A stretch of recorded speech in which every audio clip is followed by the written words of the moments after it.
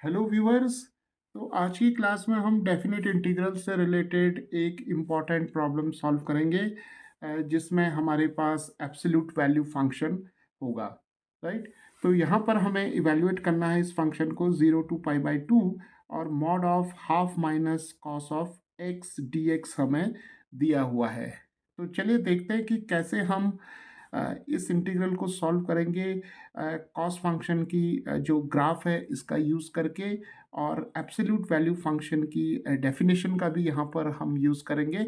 और साथ ही साथ ये भी देखेंगे कि कैसे हम इंक्रीजिंग एंड डिक्रीजिंग फंक्शन के कॉन्सेप्ट से इस इंटीग्रेंड को, जो कि mod of half minus cos x है, इसे हम मॉडिफाइड फॉर्म में लिखेंगे। तो चलिए शुरू करते हैं। चलिए सबसे पहले हम यहाँ कोसाइन फंक्शन जो है इसका ग्राफ ड्रॉ करते हैं। तो इसका ग्राफ जो होगा वो कुछ इस तरीके से आएगा हमारे पास, और हमें कुछ इस तरीके से ये ग्राफ मिलेगा। तो यहाँ पर हमारे पास हो जाएगा -1, और यहाँ पर हमें मिल जाएगा +1। राइट। और देखिए यहाँ पर ये पॉइंट जो होगा वो π/2 होगा, और ये पॉइंट हमें यहाँ पर पाई मिल जाएगा। तो कोसाइन फंक्शन की जो मैक्सिमम वैल्यू होगी वो +1 होगी, और मिनिमम वैल्यू जो होगी वो -1 होगी। तो अब देखिए यहाँ पर जो लिमिट ऑफ इंटीग्रेशन है वो है हमारे पास 0 से π/2 तक। तो इस इंटीग्रल को हम आई ले लेते हैं। तो अब देखिए 0 और π/2 के बीच में लाई करेगा हमारे पास π/3। राइट। तो अगर हम यहाँ पर π/3 की जो वैल्यू है कॉस π/3 की वैल्यू ये करीब हाफ होगी। राइट। तो यहाँ पर हमारे पास कॉस ऑफ π/3 जो मिलेगा, कॉस 60 डिग्री मिलेगा हमें। तो इस कॉस 60 डिग्री को हम लिख सकते हैं हाफ। तो अब देखिए हमें यहाँ जो इंटीग्रेशन करना है वो 0 से π/2 तक करना है। तो अगर हम यहाँ 0 ले लें और यहाँ π/2 ले लेते हैं, तो 0 और π/2 के बीच में हमारे पास यहाँ एक पॉइंट π/3 है। और इस इंटीग्रल को हम ब्रेक करेंगे π/3 पर। कैसे करेंगे ब्रेक और क्यों करेंगे इसे ब्रेक, तो इसका कॉन्सेप्ट भी हम यहाँ पर देखेंगे। तो इस इंटीग्रल को हम ब्रेक करेंगे 0 से π/3 तक, और उसके बाद π/3 से π/2 तक। राइट। और cos π/3 की वैल्यू जो है वो यहाँ पर हमारे पास हाफ है।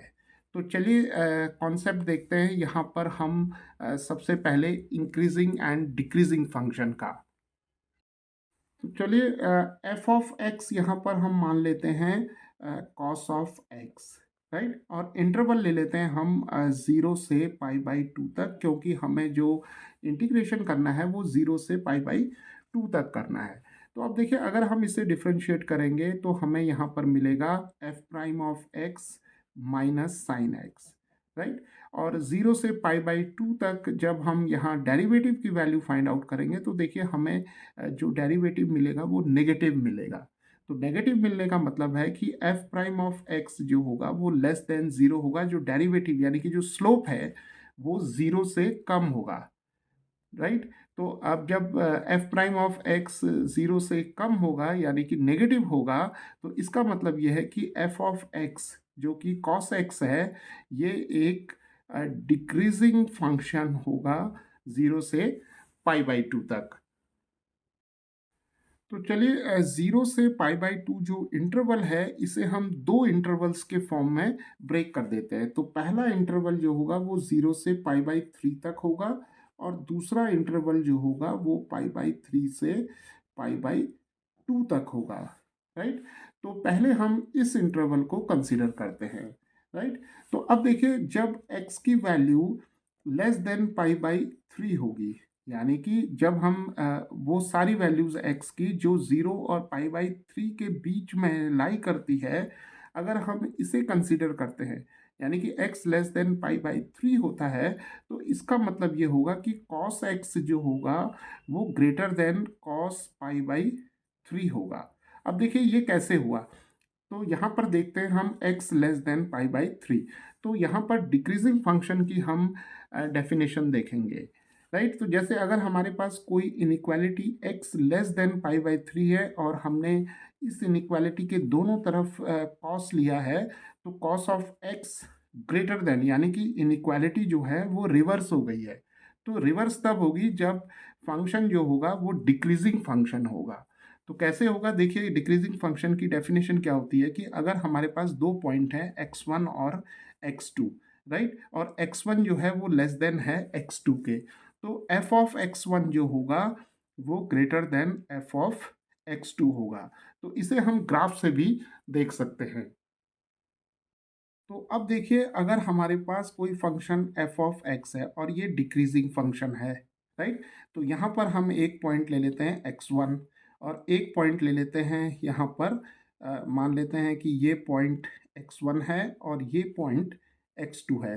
तो अब देखिए, ये जो x1 है ये लेस देन x2 होगा, क्योंकि ये डिस्टेंस जो होगी वो कम होगी इस डिस्टेंस से, राइट। तो f ऑफ x1 क्या बनेगा, देखिए f ऑफ x1 ये बनेगा, तो ये f ऑफ x1 हो गया, और ये क्या बनेगा, f ऑफ x2। तो ये फंक्शन डिक्रीज कर रहा है x1 से x2 तक। यहाँ पर हम दो पॉइंट कंसीडर कर रहे हैं। तो जब x1 लेस देन x2 होगा तो f ऑफ x1 जो होगा वो greater than f of x2 होगा। तो ये एक इम्पॉर्टेंट डेफिनेशन है डिक्रीजिंग फंक्शन की, राइट।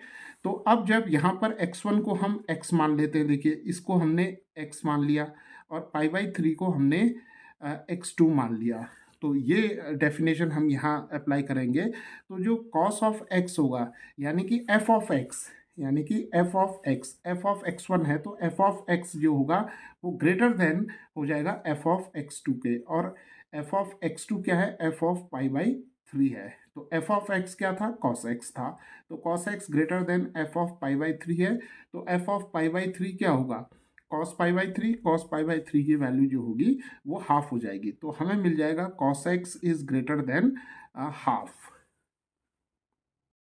तो चलिए cos x को हम राइट हैंड साइड में ले जाते हैं, तो जीरो आ जाएगा यहाँ पर और हमें मिल जाएगा हाफ माइनस cos x। क्योंकि देखिए यहाँ हमें मॉड के अंदर जो हमें फंक्शन दिया हुआ है वो one half minus cos x दिया हुआ है, तो हाफ माइनस cos x आ गया। तो इसी इनइक्वालिटी को अब हम ऐसे भी लिख सकते हैं, half minus cos x is less than zero. तो ये एक इम्पॉर्टेंट हमारे पास रिजल्ट आ गया है। तो चलिए अब हम इस इंटरवल को कंसीडर करते हैं। तो चलिए अब हम लेते हैं इंटरवल पाई बाई 3 से पाई बाई 2 तक। तो यहाँ पर क्या है कि जो x है, x is greater than pi by 3 है। तो जब हमने इस इंटरवल को लिया था तो x जो था वो पाई बाई 3 से कम था, यानी कि लेस देन था। तो यहाँ पर x greater than pi by 3 है। तो चलिए दोनों तरफ कॉस फंक्शन ले लेते हैं। तो कॉस ऑफ x जो होगा वो less than cos pi by 3 हो जाएगा। तो देखिए अभी जैसे हमने यहाँ पर कहा कि कॉस एक्स जो है वो डिक्रीजिंग फंक्शन है, राइट। तो डिक्रीजिंग फंक्शन की यहाँ पर हम एक डेफिनेशन और ले सकते हैं। अगर x1 ग्रेटर देन x2 है तो f ऑफ x1 जो होगा वो less than f of x2 हो जाएगा, राइट। तो देखिए कॉस फंक्शन डिक्रीजिंग फंक्शन है, तो अगर हमने यहाँ पर x को हम x1 मान लेते हैं और पाई बाई 3 को हम x2 ले लेते हैं, तो क्या मिलेगा हमें, f of x1 is less than f of pi by 3। तो f ऑफ x1 हो जाएगा f ऑफ x, क्योंकि x1 x है, और f ऑफ x हो जाएगा cos x, और f of pi by 3 cos pi by 3 हो जाएगा, जो कि हाफ है। तो cos x हमें मिल जाएगा यहाँ पर लेस देन हाफ, राइट। तो यहाँ डिक्रीजिंग फंक्शन की जो हम डेफिनेशन है वो एक बहुत इंपॉर्टेंट डेफिनेशन है, राइट। तो चलिए अब हमें मिल गया cos x less than half. तो हाफ को इस cos x को अब हम इस तरफ लेके चलते हैं, यानी कि राइट हैंड साइड में, तो हमें मिलेगा zero less than half minus cos x। तो इसी इनइक्वालिटी को अब हम कैसे लिख सकते हैं, half minus cos x is greater than zero, right. तो अब देखिए हमारे पास यहाँ पर दो इनइक्वालिटीज आ गई हैं। Half minus cos x is less than zero, ये कब होगा, जब x की value less than pi by 3 होगी, और half minus cos x greater than zero होगा जब x की value greater than pi by 3 होगी, राइट। लेकिन यहाँ जो एंड पॉइंट है वो होगा 0 से पाई बाई 2 तक, क्योंकि हम इसी इंटरवल को यहाँ पर कंसीडर कर रहे हैं। तो 0 से पाई बाई 2 को हमने ब्रेक किया दो इंटरवल्स में। तो जब x की वैल्यू पाई बाई 3 से कम होगी तो half minus cos x less than 0 होगा, और जब x की value greater than pi by 3 होगी तो half minus cos x greater than 0 होगा। तो यहाँ पर एक और बहुत इंपॉर्टेंट बात है कि जब x की वैल्यू पाई बाई 3 हो जाएगी तो इसका मतलब cos x की वैल्यू जो होगी वो cos पाई बाई 3 हो जाएगी। तो cos पाई बाई 3 जो होगा वो हाफ हो जाएगा। तो इसका मतलब जो हाफ माइनस cos x है, यानी कि cos x is equal to half आ गया, तो इसका मतलब हाफ माइनस cos x की वैल्यू 0 हो जाएगी। कब? जब x की वैल्यू पाई बाई 3 होगी। तो यहाँ पर अब हम लिख सकते हैं x is equal to pi by 3 पर हमारे पास जो इक्वालिटी आएगी वो ये आएगी कि हाफ माइनस कॉस एक्स की वैल्यू 0 हो जाएगी। राइट। तो चलिए अब हमारे पास ये तीन रिजल्ट्स आ गए हैं और अब हम मॉड फंक्शन की डेफिनेशन यहाँ पर अप्लाई करते हैं। तो देखिए मॉड फंक्शन को हम कैसे डिफाइन करते हैं। तो मॉड ऑफ पी जो है ये होगा पॉजिटिव पी अगर पी की वैल्यू जो है वो ग्रेटर देन और इक्वल टू 0 होती है, और मॉड ऑफ पी जो होगा वो नेगेटिव ऑफ पी हो जाएगा अगर पी की वैल्यू लेस देन 0 है। तो यहाँ पर जो पी हमें दिया हुआ है वो हाफ माइनस कॉस एक्स है। राइट। तो पी जो है वो हाफ माइनस कॉस एक्स हमें दिया हुआ है।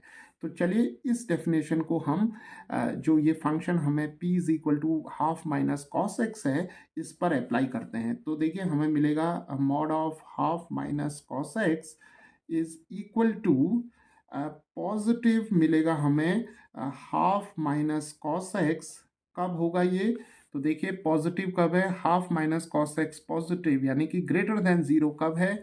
जब x की value greater than pi by 3 है, और x is equal to pi by 3 पर हाफ माइनस कॉस एक्स 0 है। तो यहाँ पर हम इक्वालिटी का भी जो साइन है उसे यूज कर सकते हैं।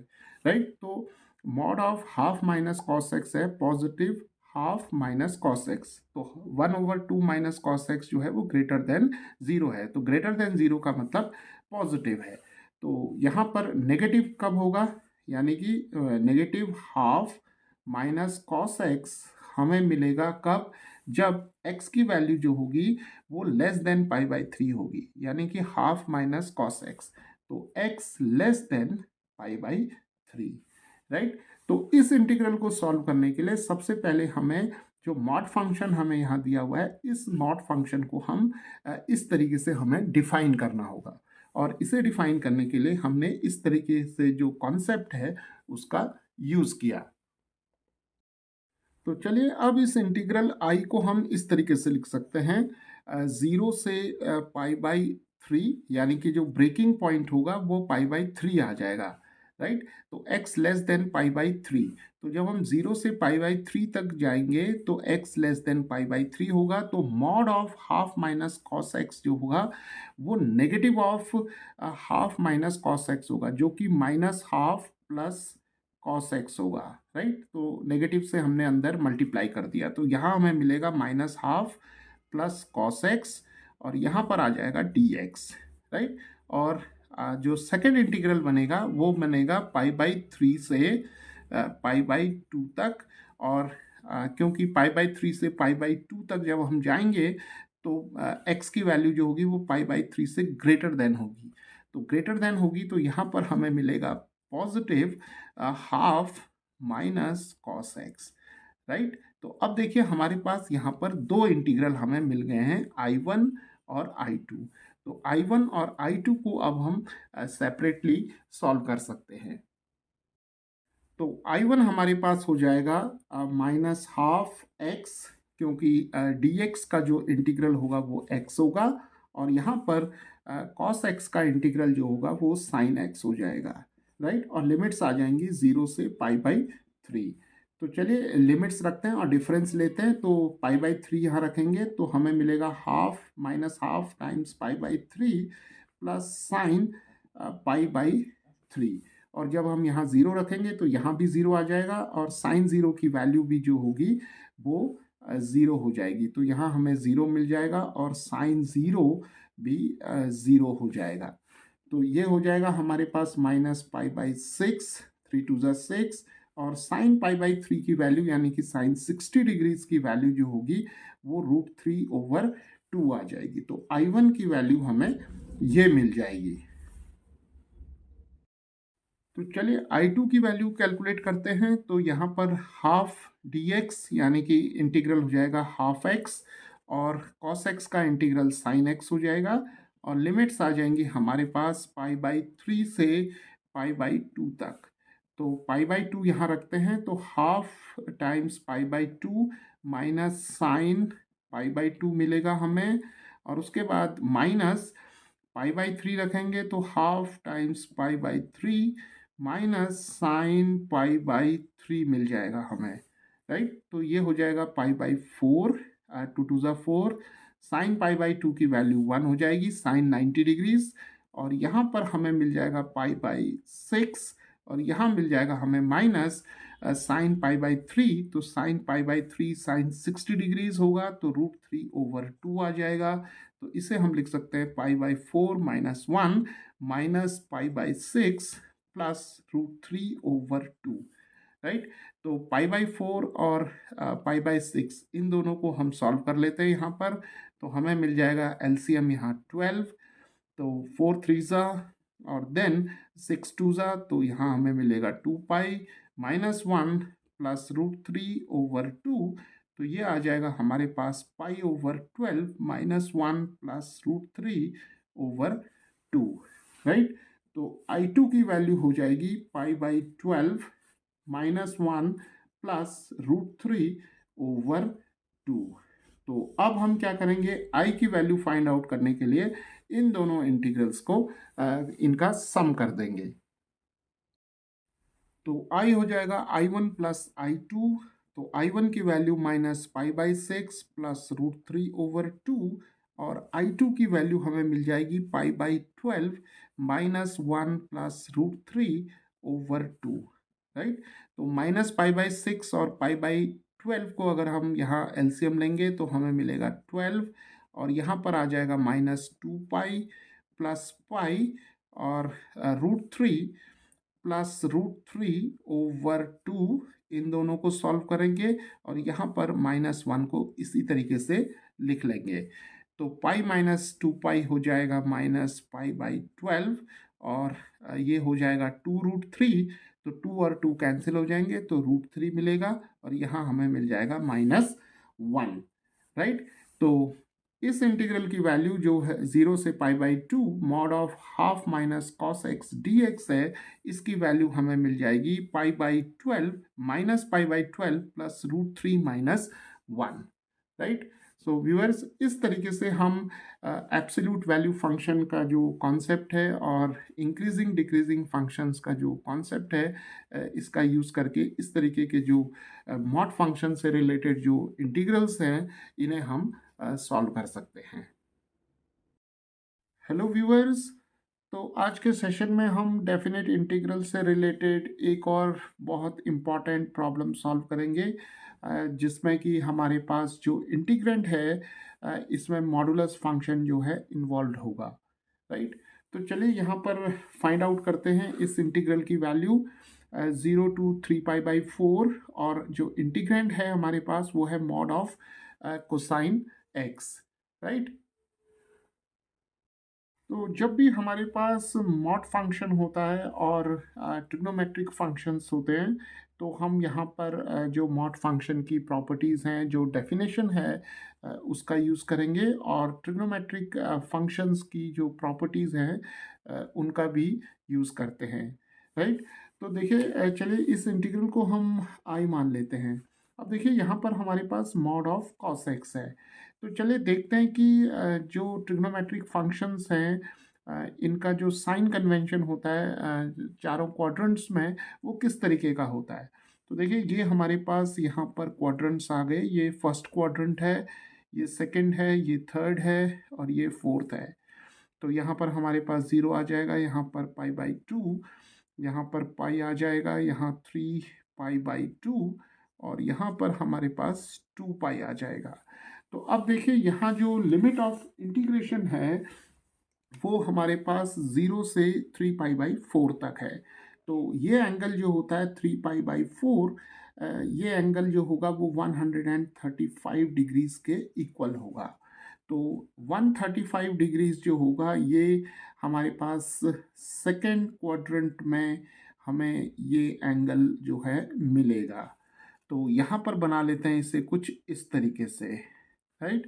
तो ये एंगल जो है हमारे पास एक्स मान लेते हैं, तो ये एंगल हमारे पास आ जाएगा 3 पाई बाई 4, राइट। अब देखिए जो फर्स्ट क्वाड्रेंट है, फर्स्ट क्वाड्रेंट में जो सभी ट्रिग्नोमेट्रिक फंक्शंस होते हैं ये पॉजिटिव होते हैं, राइट। और सेकेंड क्वाड्रेंट में हमारे पास जो कोसाइन फंक्शन है वो नेगेटिव होता है, राइट। तो यहाँ पर कॉस फंक्शन जो होगा सेकेंड क्वाड्रेंट में नेगेटिव होगा। तो हम क्या करेंगे कि जो हमारे पास लिमिट ऑफ इंटीग्रेशन है वो है 0 to 3 पाई बाई 4, राइट। तो जो फर्स्ट क्वाड्रेंट है हमारे पास वो है 0 से पाई बाई 2, राइट। तो जब हम 0 से पाई बाई 2 तक ट्रेवर्स करेंगे तो फर्स्ट क्वाड्रेंट में रहेंगे तो यहाँ पर कॉस जो होगा वो पॉजिटिव होगा, राइट। और जब हम पाई बाई 2 से चलेंगे और सेकेंड क्वाड्रेंट में रहेंगे तो हमारे पास जो कोसाइन फंक्शन है वो नेगेटिव होगा। तो फर्स्ट क्वाड्रेंट में कॉस फंक्शन पॉजिटिव होगा जब हम 0 से पाई बाई 2 तक जाएंगे, और जब हम पाई बाई 2 से 3 पाई बाई 4 यानी कि 135 डिग्रीज तक जाएंगे तो कोसाइन फंक्शन जो होगा वो नेगेटिव होगा।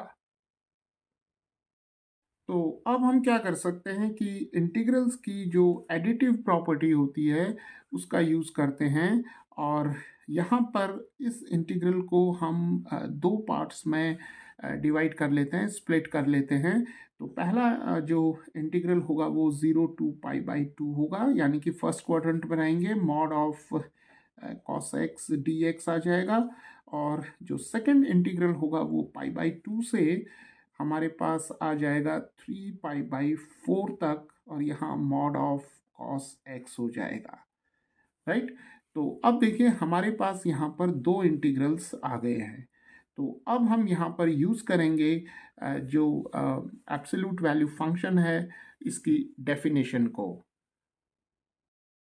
तो देखिए मॉड ऑफ पी को हम किस तरीके से डिफाइन करते हैं। तो मॉड ऑफ पी जो होगा वो पॉजिटिव पी होगा अगर पी की वैल्यू ग्रेटर देन और इक्वल टू 0 होती है, और mod of P negative P होगा जब पी की वैल्यू लेस देन 0 होगी, राइट। तो अब देखिए यहाँ पर हम जो पी है, पी को हम ले सकते हैं कोसाइन एक्स, राइट। और कॉस एक्स पर हम जो मॉड फंक्शन की डेफिनेशन है इसे हम अप्लाई करते हैं। तो मॉड ऑफ कॉस एक्स जो होगा वो पॉजिटिव कॉस एक्स होगा अगर एक्स की वैल्यू जो है वो 0 और पाई बाई 2 के बीच में रहती है, यानी कि हम ये कह सकते हैं कि x belongs to the first quadrant, right.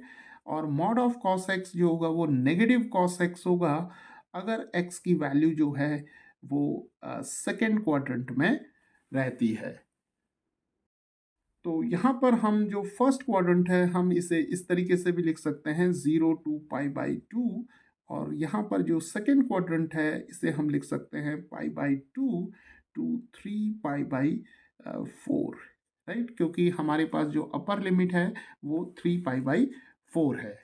तो मॉड कॉस एक्स जो होगा वो पॉजिटिव कॉस एक्स होगा जब x की value 0 to pi by 2 interval में रहेगी, और mod of cos x negative cos x होगा अगर x की वैल्यू पाई बाई 2 से 3 पाई बाई 4 के बीच में रहती है। तो अब हम यहाँ लिख सकते हैं 0 to पाई बाई 2, और मॉड ऑफ कॉस एक्स, क्योंकि हम 0 से पाई बाई 2 तक हैं तो हमारे पास मॉड कॉस एक्स को हम लिख सकते हैं यहाँ पर positive cos x d x, और यहाँ पर pi by 2 to 3 pi by 4 तक अगर हम लिमिट्स लेते हैं तो मॉड ऑफ कॉस एक्स जो होगा वो नेगेटिव कॉस एक्स होगा, तो अब हमारे पास यहाँ पर दो सिंपल इंटीग्रल्स आ गए हैं, तो इन्हें हम इजीली सॉल्व कर सकते हैं। तो हमें मालूम है कि cos x का जो इंटीग्रल है वो होता है sin x, राइट। तो यहाँ हम लिखेंगे sin x और लिमिट ऑफ इंटीग्रेशन है 0 to π/2, और यहाँ इस नेगेटिव साइन को हम बाहर ले सकते हैं इंटीग्रल के, और cos x का इंटीग्रल हो जाएगा sin x, और लिमिट्स हो जाएंगी π/2 to 3π/4, राइट। तो चलिए यहाँ पर लिमिट्स को सब्सटीट्यूट करते हैं और डिफरेंस लेते हैं। तो हमें मिलेगा sin π/2 माइनस साइन ऑफ 0, और यहाँ पर हमें मिल जाएगा साइन 3π/4 माइनस साइन π/2, राइट। अब देखिए साइन π/2 की वैल्यू होगी हमारे पास 1, और साइन 0 की वैल्यू होगी 0, और यहाँ पर साइन 3π/4, तो साइन 3π/4 की वैल्यू हम कैलकुलेट भी कर सकते हैं। साइन पाई माइनस π/4 इस रूल को अप्लाई करके, तो साइन पाई माइनस एक्स जो होता है वो साइन एक्स होता है, तो साइन π/4 आ जाएगा, तो ये 1/√2 हो जाएगा। तो यहाँ पर हमें मिलेगा 1/√2, और साइन π/2 होगा 1, तो इसे सिंप्लीफाई कर लेते हैं। तो यहाँ हमें मिलेगा 1, 1 माइनस 0 इज़ 1, और यहाँ पर minus 1/√2 plus 1, so the value of the integral I is 1 plus 1, 2 minus 1/√2, right. तो इस तरीके से हम जो इंटीग्रल हमें दिया हुआ है 0 to 3π/4 mod of cos x dx, इसकी वैल्यू 2 माइनस 1/√2 हो जाएगी।